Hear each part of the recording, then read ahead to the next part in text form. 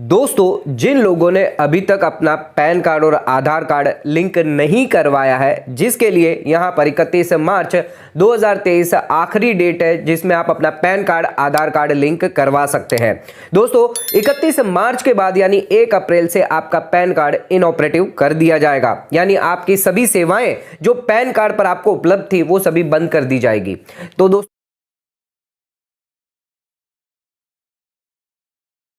जिन लोगों ने अभी तक नहीं करवाया है, 31 मार्च आखिरी डेट है। 1000 की लेट फीस के साथ आप अपना पैन कार्ड आधार कार्ड लिंक करवा सकते हैं। ध्यान रखिएगा, आपका पैन कार्ड और आधार कार्ड लिंक करवाने से पहले दोनों ही यहां पर मैच होने चाहिए। जो भी आपका नाम है और डेट ऑफ बर्थ यहां पर मैच होनी चाहिए।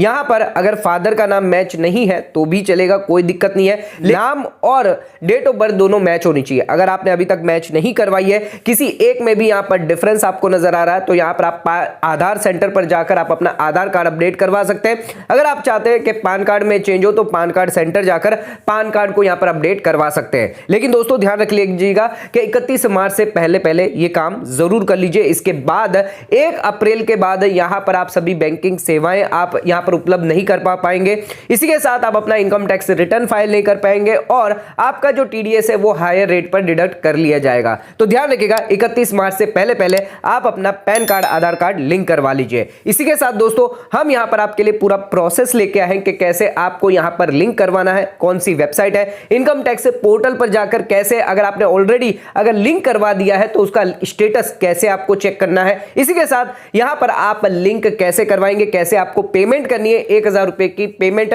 आप 2 तरीके से कर सकते हैं। इनकम टैक्स पोर्टल पर भी कर सकते हैं ई पेमेंट के थ्रू, और आप एनएसडीएल पोर्टल पर भी आप कैसे पेमेंट करेंगे उसका भी पूरा प्रोसेस हमने यहां पर आपको बता दिया है। तो वीडियो को एंड तक जरूर देखिएगा, कंप्लीटली जरूर देखिएगा, ताकि यहां पर आप आसानी से अपना पैन कार्ड आधार कार्ड लिंक करवा पाएंगे 1000 की लेट फीस के साथ। तो स्टार्ट करते हैं अपना आज के वीडियो को। अगर चैनल को अभी तक सब्सक्राइब नहीं किया तो सब्सक्राइब कर लीजिए और बेल आइकन पर नोटिफिकेशन पर क्लिक कर लीजिए, ताकि आपको आने वाले सभी नोटिफिकेशन रिगार्डिंग हमारे वीडियो से रेगुलरली मिलते रहे। तो स्टार्ट करते हैं अपने वीडियो को बिना देरी करते हुए।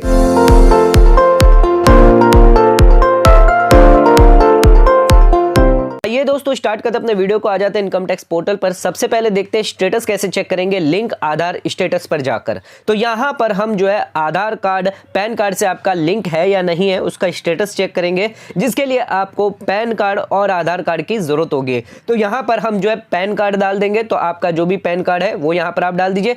इसके बाद हम यहां पर अपना आधार नंबर जो है आधार नंबर के कॉलम में डाल देंगे। जैसे ही हम यहां पर अपना आधार और पैन अगर एक बार डाल देते हैं, इसके बाद सिस्टम हमें बताएगा व्यू लिंक पर जाकर के क्या हमारा लिंक है या नहीं है। अगर लिंक है तो लिंक करके बता देगा, अगर नहीं है तो उसके लिए क्या करना है आइए देख लेते हैं। तो दोस्तों, अब आ जाते हैं जिन लोगों का लिंक नहीं है, तो लिंक आधार पर आपको क्लिक कर लेना है। यहां पर आप देख सकते हैं कि लिंक आधार के लिए यहां पर कुछ इंफॉर्मेशन आपको दी गई है। तो यहां पर देख लीजिएगा, सीबीडीटी का जो नोटिफिकेशन था जिससे 1 जुलाई 2017 से आधार कार्ड यहां पर मैंडेटरी कर दिया गया था लिंक करने के लिए पैन कार्ड से। तो यहां पर 31 मार्च 2023 से पहले आपको लिंक कर लेना है। दोस्तों, 30 जून तक आपको 500 रुपए की लेट फीस यहां पर रखी गई थी। इसी के साथ यहां पर 1000 की लेट फीस अब आपको देनी है 31 मार्च से पहले।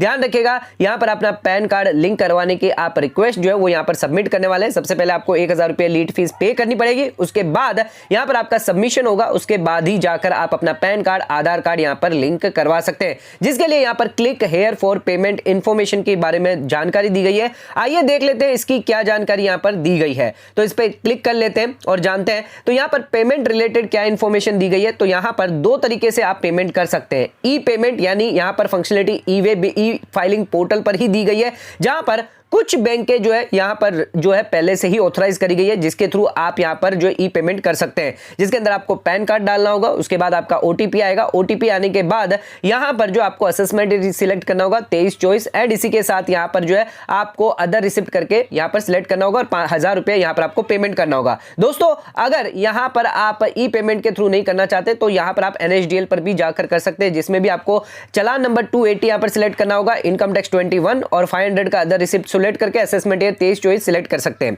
इसी के साथ दोस्तों, यहां पर पेमेंट वेरिफिकेशन मेथड भी दिया गया है। तो यहां पर देख लीजिएगा कि यहां पर जो पैन है आधार कार्ड है, एक बार आप फीस पेमेंट कर देते हैं, उसके बाद ही आप लिंक करवा पाएंगे। आइए देखते हैं पेमेंट कैसे करते हैं।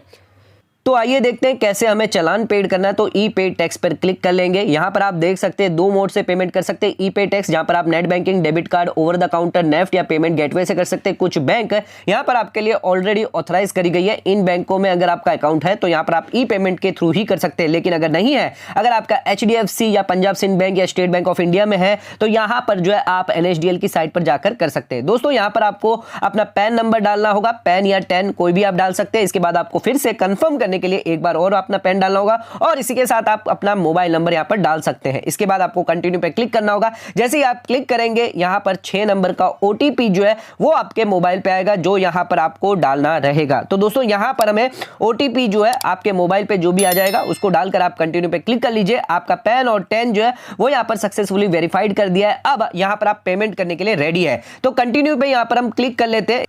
कंटिन्यू पे क्लिक करने के बाद थोड़ा सा यहाँ पर समय लग रहा है। अब यहाँ पर आप देख सकते हैं इनकम टैक्स जो है उस पर आपको क्लिक कर देना, प्रोसीड कर देना है फॉर द पेमेंट के लिए। तो यहाँ पर दोस्तों अब आप पेमेंट कर सकते हैं, जिसके लिए आपको असेसमेंट ईयर सिलेक्ट करना है। ध्यान रखिएगा यहाँ पर असेसमेंट सिलेक्ट आपको 22-23 नहीं करना, बल्कि आपको 23-24 करना है। ये एक इंपॉर्टेंट चीज है। इसी के बाद आपको यहाँ पर अदर रिसिप्ट 500 करके होगा, उसको यहाँ पर आपको सिलेक्ट कर लेना है और फिर यहाँ पर फिर से आपको कंटिन्यू पे क्लिक कर लेना है। ये 2 इंपॉर्टेंट चीज है जो यहाँ पर आपको सिलेक्ट करनी है। इसके बाद आपका 1000 रुपए का चालान यहाँ पर बन के निकल के आ जाएगा, जिसको हमें पेमेंट करना है। दोस्तों कंटिन्यू पे हम फिर से क्लिक कर देंगे। अब आपके पास यहाँ पर मेथड आ जाएंगे। आप चाहे तो यहाँ पर नेट बैंकिंग के थ्रू कर सकते हैं, जिसके लिए आपको सभी बैंकें दी गई है। तो यहाँ पर नेट बैंकिंग के लिए अलग अलग बैंकें दी गई है। Canara bank, Kotak Mahindra bank, bank of Maharashtra, ICICI bank, इनके थ्रू आप नेट बैंकिंग के थ्रू पेमेंट कर सकते हैं। नेक्स्ट आ जाता है डेबिट कार्ड। इसके बाद आप पेमेंट ओवर द काउंटर कर सकते हैं, जिसके लिए यहाँ पर सिलेक्ट बैंक दी गई है। तो वहां पर बैंक में जाकर आप ओवर द काउंटर भी पे कर सकते हैं, RTGS नेफ्ट कर सकते हैं। सबसे बढ़िया मेथड यहाँ पर जो है पेमेंट गेटवे मेथड, जहां पर आप कोटक महिंद्रा बैंक के अंदर पेमेंट करके आप UPI से भी यहाँ पर पेमेंट कर सकते हैं। तो दोस्तों ध्यान रखिएगा, यहाँ पर आप नेट बैंकिंग, क्रेडिट कार्ड या UPI के थ्रू भी पेमेंट कर सकते हैं, लेकिन कुछ ट्रांजेक्शन चार्जेस यहां पर आपको लगेंगे। आइए देखते हैं क्या ट्रांजैक्शन चार्जेस यहां पर दिए गए हैं। तो यहां पर आप फेडरल बैंक के थ्रू करते हैं तो यहां पर आप देख सकते हैं नेट बैंकिंग के थ्रू करते हैं तो HDFC में 12 रुपए लगेंगे, ICICI में 9 रुपए लगेंगे, SBI के अंदर 7 रुपए यहां पर आपको लगेंगे, एक्सिस बैंक में लगेंगे। डेबिट कार्ड की कोई चार्जेस यहां पर नहीं रखे गए। इसी के साथ अगर आप कोटक महिंद्रा बैंक के अंदर पेमेंट करते हैं तो यहां पर आपके लिए 7 रुपए फ्लैट चार्जेस रहेगा, प्लस GST के साथ रहेगा। एक्सिस बैंक या फिर आप जिस भी बैंक से करते हैं तो यहां पर जो ट्रांजेक्शन चार्जेस यहां पर आपको दिए गए, तो जहां पर भी आप पेमेंट कर रहे हैं, जिसके थ्रू कर रहे हैं, कुछ चार्जेस यहां पर आपको लगेंगे। तो यहां पर हम क्लिक कर देते हैं कोटक महिंद्रा बैंक पे। पेमेंट गेटवे हमें लेके जाएगा जहां पर हमें पेमेंट करना रहेगा। तो दोस्तों कंटिन्यू पे क्लिक करने के बाद आपका यहां पर फिर से चालान एक बार क्रिएट हो जाएगा एंड पे नाउ पे आपको क्लिक कर देना है। इसके बाद जो भी टर्म्स एंड कंडीशन है वो यहां पर आपको एक्सेप्ट कर लेनी है, एग्री कर लेना, उस पर टिक करके आप यहां पर सबमिट कर दीजिए। जैसे ही आप सबमिट करेंगे आपको ये रीडायरेक्ट करके लेके जाएगा आपके कोटक महिंद्रा बैंक, जिसके अंदर आपको मोबाइल नंबर और ईमेल आईडी डालनी है, ताकि आपकी जो रिसिप्ट है वो आसानी से आपको एक्नॉलेजमेंट मिल सके। एंड यहां पर हम सबसे पहले अपना मोबाइल नंबर और ईमेल आईडी डाल देते हैं। तो दोस्तों ध्यान रखिएगा, आप अपना मोबाइल नंबर, ईमेल आईडी यहां पर डाल दीजिए। उसके बाद यहां पर जो है आप click I have understood terms and condition पर क्लिक कर लीजिएगा। तो यहां पर मोबाइल नंबर हम डाल देते हैं और यहां पर जो है हमें क्लिक कर लेना है यहां पर टर्म्स एंड कंडीशन पे फिर से एक बार, और यहां पर हमें प्रोसीड कर देना है। जैसे ही हम प्रोसीड करेंगे तो यहां पर आप देख सकते हैं कि हमारे पास हमारे 4 ऑप्शन है। क्रेडिट कार्ड, डेबिट कार्ड से कर सकते हैं, नेट बैंकिंग, UPI से कर सकते हैं। तो हम यहां पर UPI से सिलेक्ट करेंगे। दोस्तों आप अपने मोबाइल से भी यहां पर पेमेंट कर सकते हैं। अगर आपके पास कोई ऐप है, गूगल ऐप है, पेटीएम ऐप है या कोई अदर फोन पे है, तो उससे भी यहां पर आप जो है अपनी UPI ID डालकर यहां पर मेक पेमेंट करके कर सकते हैं। तो दोस्तों यहां पर UPI के थ्रू आसानी से जो है आप अपने मोबाइल नंबर के थ्रू ही यहां पर आप पेमेंट कर सकते हैं। तो ध्यान रखिएगा, यहां पर आपको नेट बैंकिंग की जरूरत नहीं है, डेबिट कार्ड, क्रेडिट कार्ड की जरूरत नहीं है। आप अपनी UPI से भी यहां पर पेमेंट कर पाएंगे। जैसे ही आप पेमेंट करेंगे आपको फिर यहां पर जो चालान जनरेट कर दिया जाएगा, जिसके अंदर आपका यहां पर जो चालान है वो कंफर्म हो जाएगा। एंड यहां पर इंपॉर्टेंट चीज है चालान नंबर और BSR कोड, ये दोनों चीज बहुत ज्यादा इंपॉर्टेंट है।